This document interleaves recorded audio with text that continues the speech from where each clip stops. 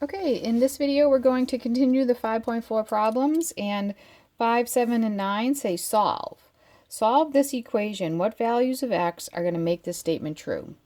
And so remember when we solved back in 5.1 and 5.2, back in a couple weeks ago, we said if there's two terms in the equation that have a trig function, then you want to set it equal to 0. But I approach these where when you're looking at the sign of something and then in another sign of something, you need these two to be the same, because when those two angles that you have in there, whatever those expressions are inside of those parentheses, when they're the same, then you can treat this as algebra. Like you can say that that's A, and as long as these two are the same, you can treat it like an algebra expression that we've been doing in the past.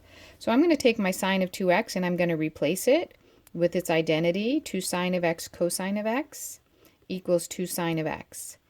And now the angle in all of my trig functions is the same, and so I can solve it just like I did back in section 5.1. I have two terms that have a trig function, so I have to set it equal to 0 and try factoring. And so I get on the left 2 sine of x cosine of x minus 2 sine of x is equal to 0, and I can factor sine of x out. In fact, I can factor 2 sine of x. So I get 2 sine of x times cosine of x minus 1 is equal to 0. So I have these things multiplied equals 0. So either 2 equals 0, well, that doesn't do anything for us. That's never true, right? When is 2 equal to 0? There's no value of x that helps there. When is the sine of x equal to 0?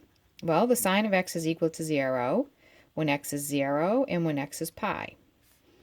When is the cosine of x minus 1 equal to 0? So when is the cosine of x equal to 1? And that's true when x is equal to 0.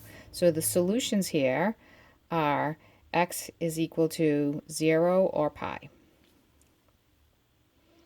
Okay, the next one, number 7. We have cosine of 2x equals sine of x. And now the hard part on these ones is cosine of 2x has 3 different choices. So I'm going to look and say, all right, I know I have sine x on the right. The easiest way to solve these types of problems is when all of your trig functions are of the same type. So I'm going to try replacing cosine of 2x with its identity that involves only sines. So cosine of 2x is the same as 1 minus sine squared x. And that equals sine of x. And now I'm trying to solve, so I have to get everything on one side. Well, and I'm sorry, I did this again. Cosine of 2x is equal to 1 minus 2 sine squared of x. I forgot to put that 2 in. Well, I know I'm going to have a quadratic here. And so I'm going to actually rearrange this in descending order. I have minus 2 sine squared x. And I'm going to subtract the sine x from both sides. So I get minus sine x plus 1 equals 0. And I prefer to not have a leading term that's a negative. So I'm going to multiply both sides by negative 1. And when I multiply 0 by negative 1, it stays 0. And the left side changes to 2 sine squared x plus sine of x minus 1 equals 0. So I always like to do that when my leading term is a negative. I just multiply both sides by negative 1 to solve. Now this is factorable. This is like having 2a squared plus a minus 1 equals 0. And we know that we can factor that. The first terms have to multiply to be 2a squared. The last terms have to multiply to be 1. And the middle term has to be a positive. So that means that the 2a times 1 has to be the positive. And the 1a times 1 has to be the negative. And that will FOIL out. So that's going to be the same as if a was sine of x. So I'm going to get 2 sine of x minus 1 times sine of x plus 1 equals 0. If I FOIL this out, I get 2 sine squared x. My last term is negative 1, and my outside and insides adds up to 1 sine of x. So either 2 sine of x minus 1 equals 0, which means that 2 sine of x is equal to 1, or sine of x is equal to 1/2. When is sine of x equal to 1/2? Well, the answers to that are pi over 6 and 5 pi over 6. Okay, the other factor is this factor here. When is sine of x plus 1 equals 0? Well, that means sine of x would have to equal -1, and that means x would equal 3 pi over 2. And so the answers to this problem are x equals pi over 6, 5 pi over 6, and 3 pi over 2. Any one of those angles, when I plug into my original equation, will make that original equation true. Okay, number 9, just break these off. Sine of 2x minus tan of x. Okay, so sine of 2x only has one choice. We're going to do 2 sine of x cosine of x.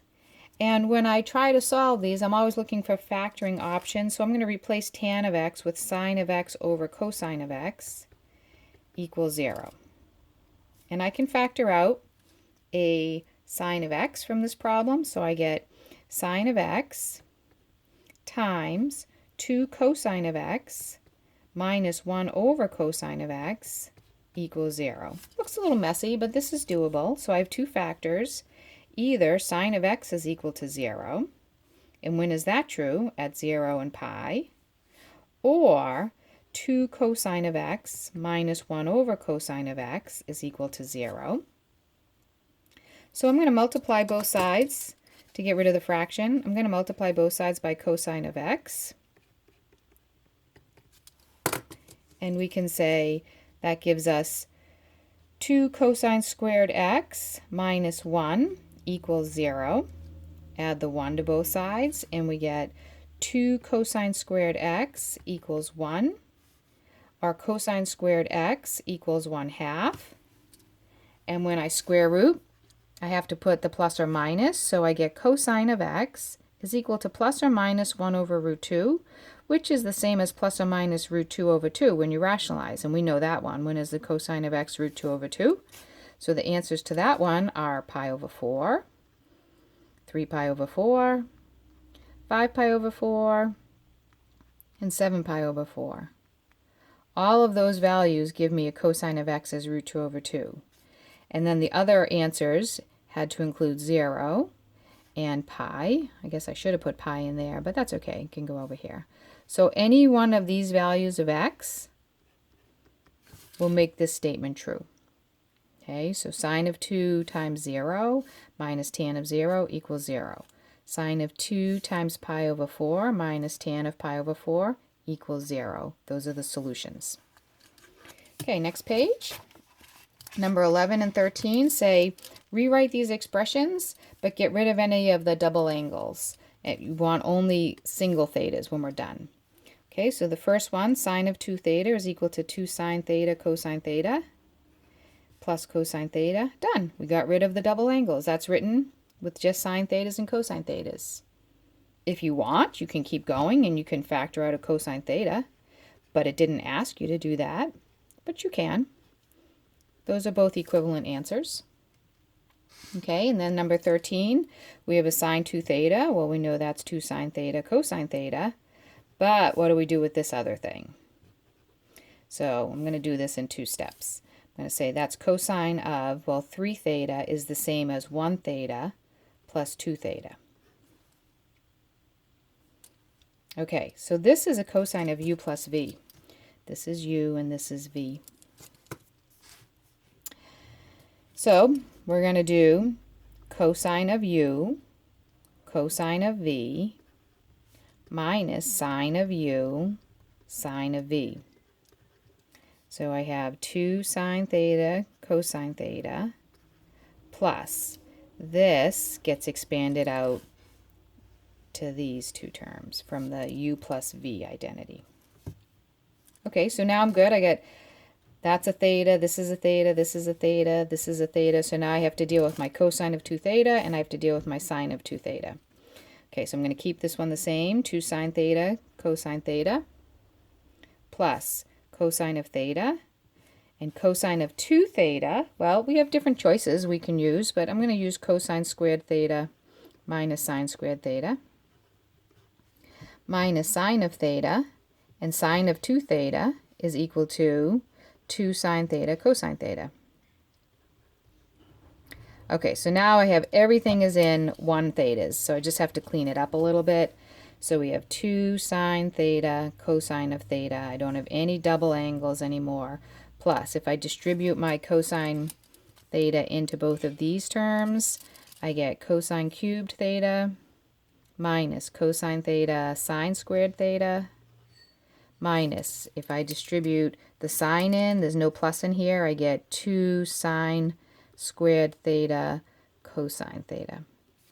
And this very simple looking trigonometric expression, if I didn't want any double angles or triple angles, I would have to write it out this way. Okay, and then the next video we'll continue on with these set of problems.